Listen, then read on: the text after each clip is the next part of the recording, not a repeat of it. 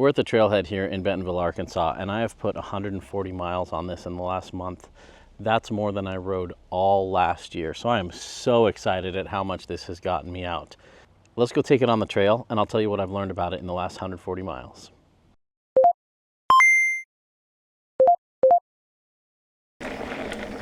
This has been such a fun experiment because I've been able to throw a motor on a bike that I know, and I can compare like the motorized version of this bike to the non-motorized version. That's been so much fun. One cool thing about this kit is that you can get the geometry you want on any e-bike. In other words, now you can pick the bike that has the geo you want if you're having a hard time finding an e-bike with geo that you like. A lot of e-bike geos pretty long, low, slack. They're kind of ride like massive bikes. This little RSD Wildcat thinks it's part slalom bike, part underforked enduro bike, part play bike. Got really short chain stays, and I'm able to really capture the geometry benefits of this bike and still have it be an e-bike for me.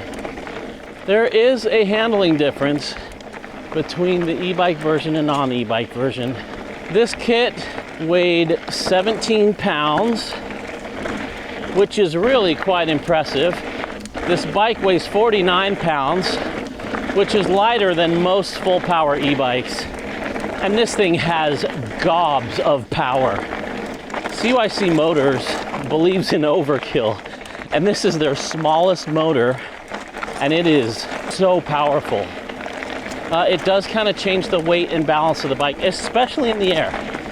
The front end's quite heavy, especially in jumps and when you get airborne. When you take this thing off little jumps, I definitely feel that weird weight distribution. Really smooth power delivery, and you can tweak it in the app.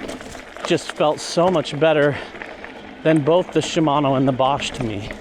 I just feel it delivers power in a very useful, powerful way without being sketchy. And the app is super tunable. It was super easy to use, far less complicated than the Bosch app. In fact, let's take a look at the app.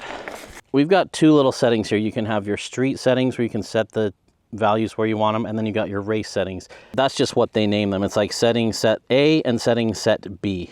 And you can adjust how much assistance it gives. You can adjust the torque level. You can set a speed limit. Right now we're set at 20 miles per hour, so it's actually class 1 right now. So here's the e-bike classification for those curious. 750 watts is 1 horsepower. That's kind of why they do the cutoff for these class 1 and 3 e-bikes for that. Class 1 is up to 20 miles an hour pedal assist. Class 2 can have a throttle, so you could set this up as a class 2. Class 3 cuts off at 28 miles per hour. So when you're in here setting up your modes, it's your responsibility to make sure that you set them in the legal limits. So 750 watts is the max wattage for both classes. So I just need to make sure that in my high setting, I'm at 750 watts. Medium, we're gonna put this at 500 watts. And low, we'll say 350. And then I can set my speed limit. If I set my speed limit to 28 miles per hour, it'll be a class 3 e-bike.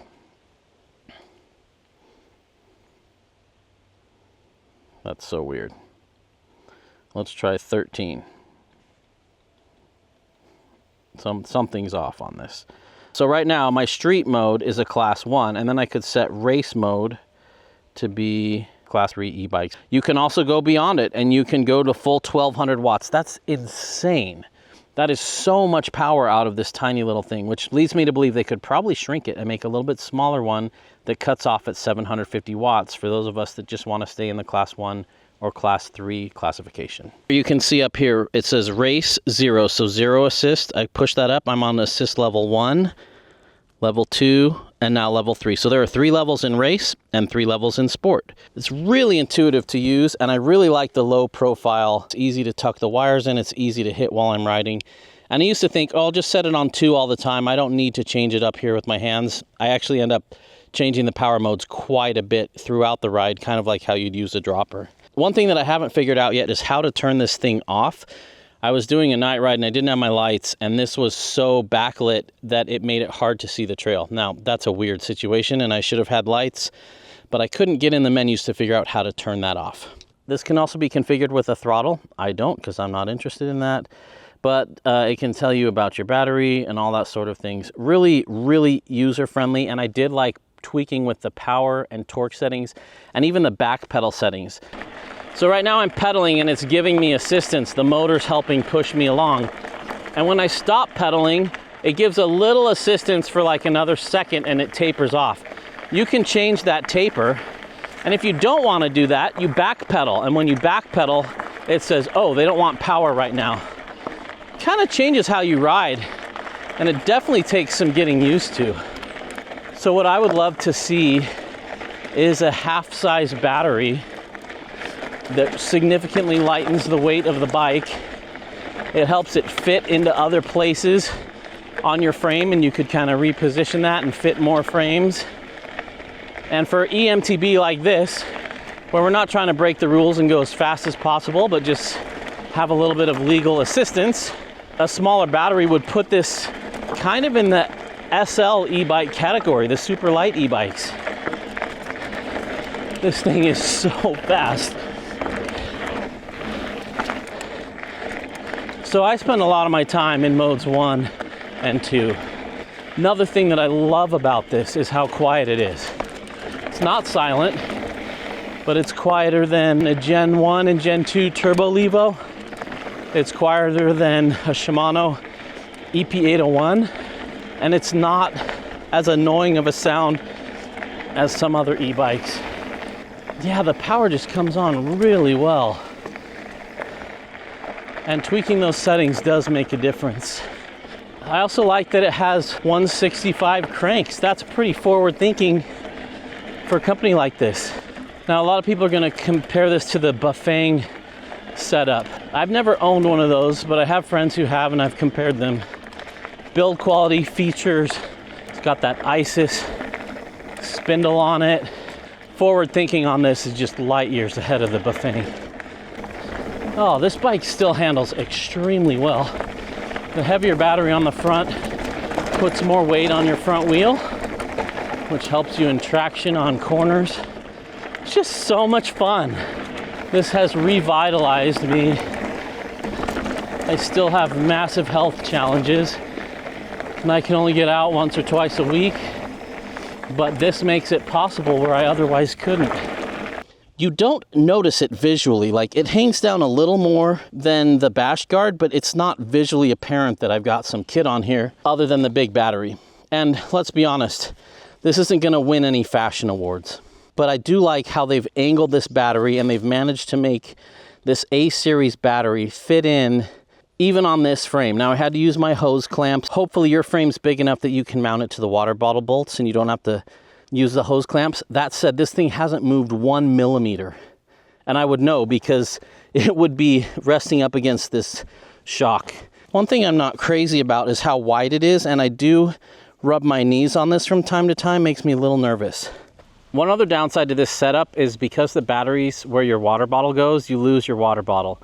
That means you have to carry your water on your body. I have definitely missed having a water bottle holder on my bike. If you don't care that this looks like a DIY kit, you're gonna be blown away by the performance. I like this as much as any e-bike.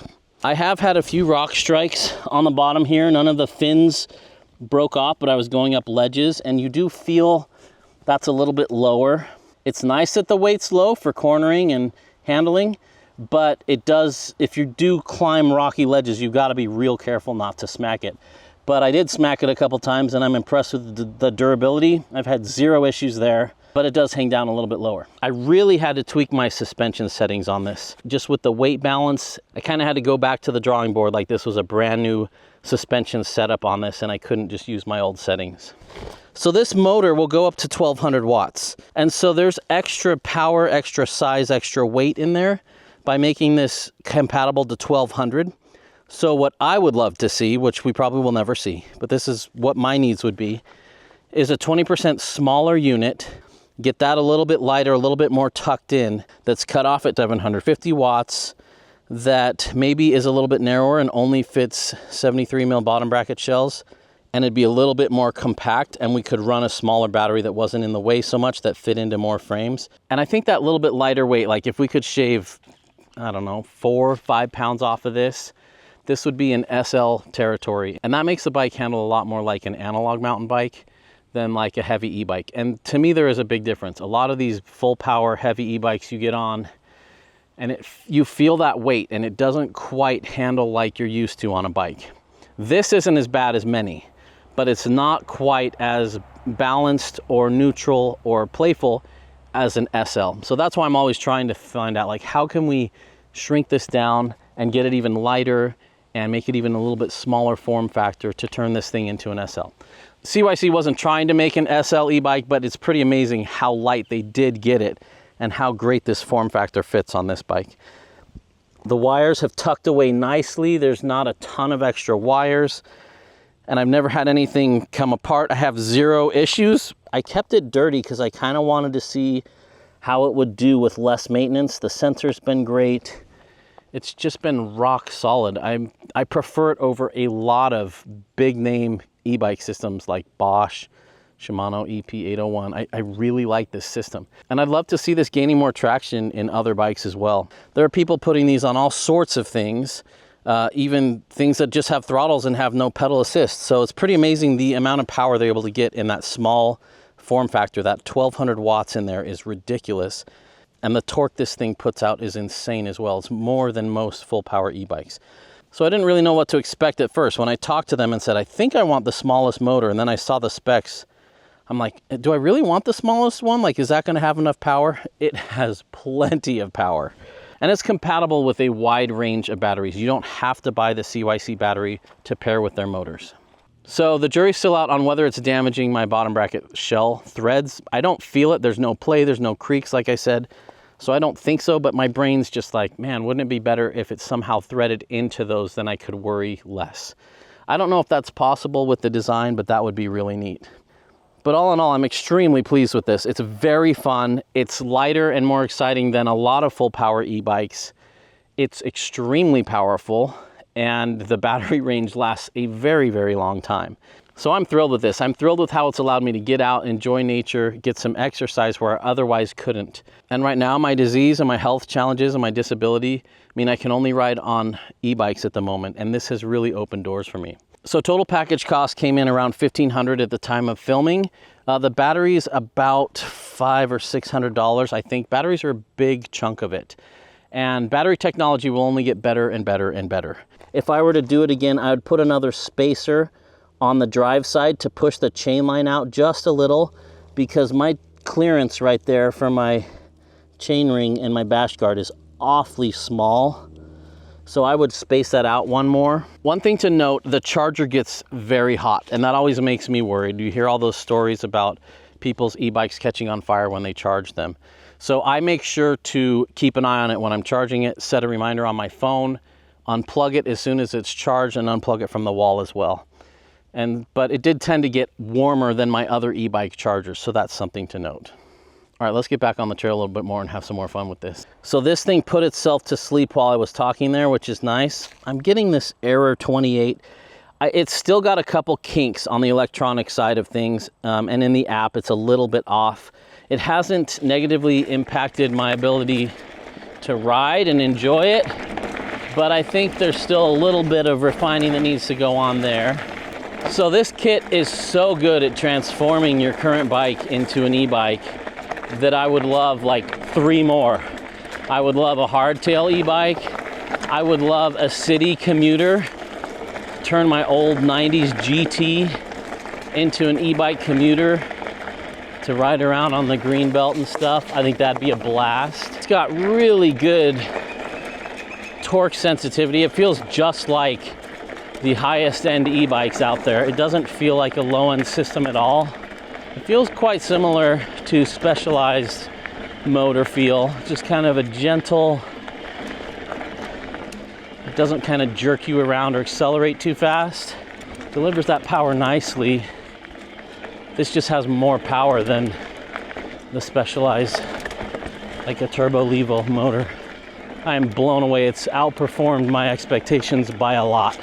Let's see if I can be quiet and see if you can hear the motor.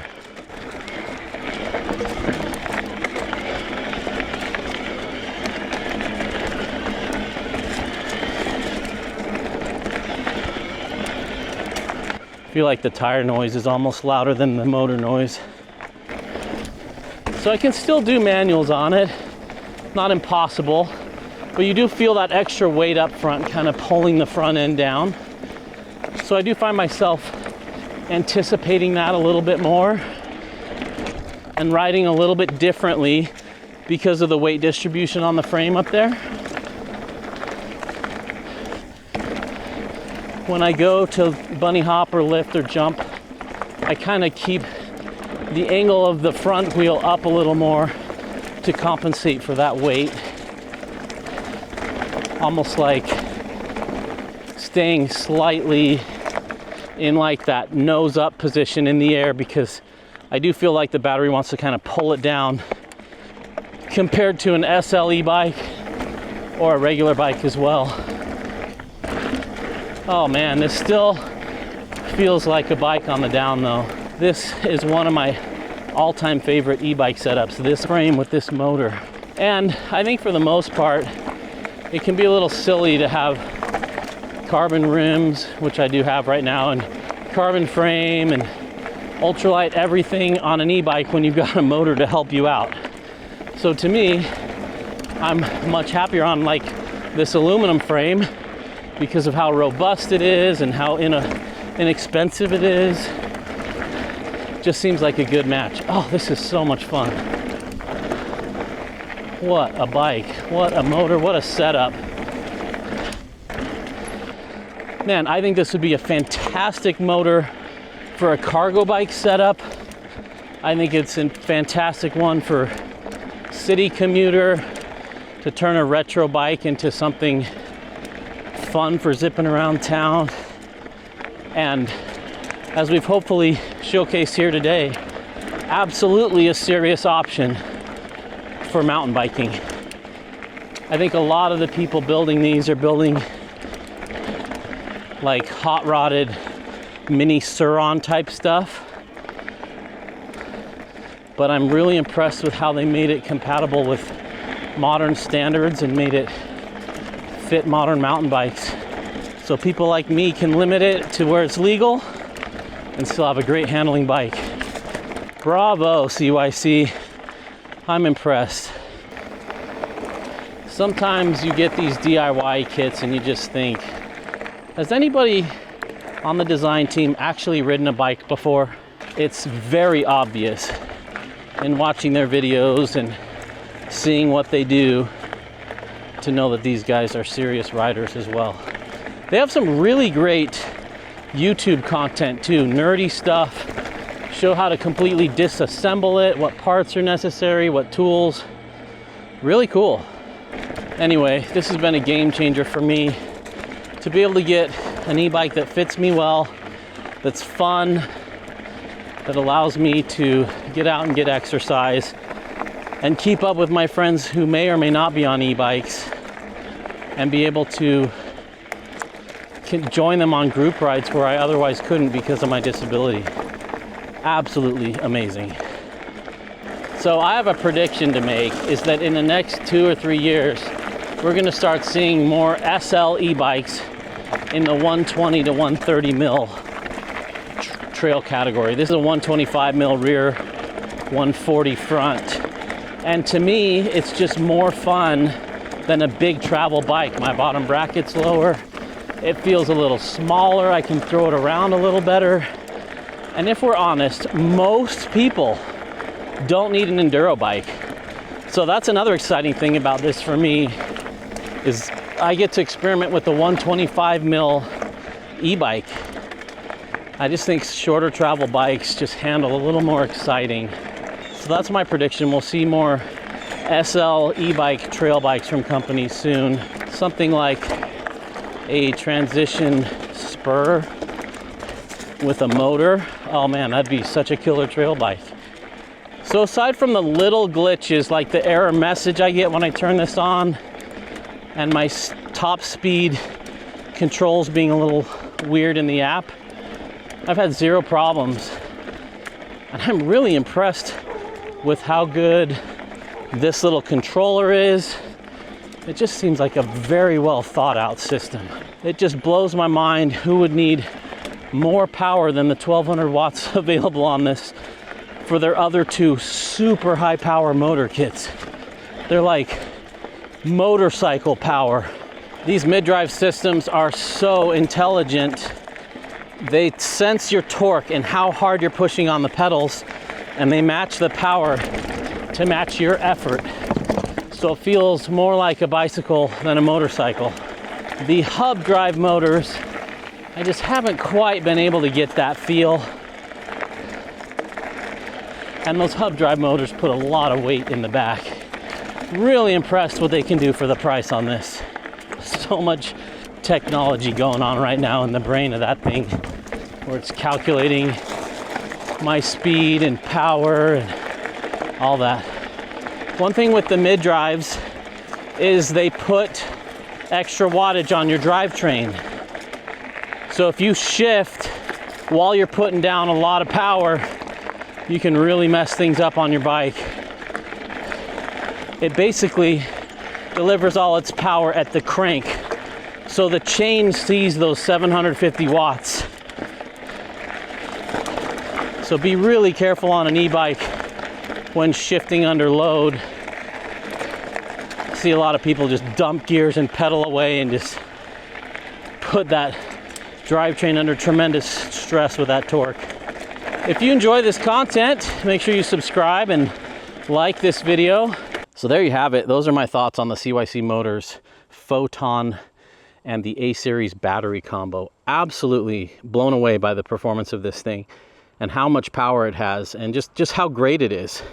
This motor will definitely be making more appearances on the channel as I swap it between different bikes and think about different ways that I could use it to enjoy cycling on all sorts of different levels. I might put it on my gravel bike, might put it on my vintage mountain bike, I might put it on a city cruiser bike. It's just so versatile.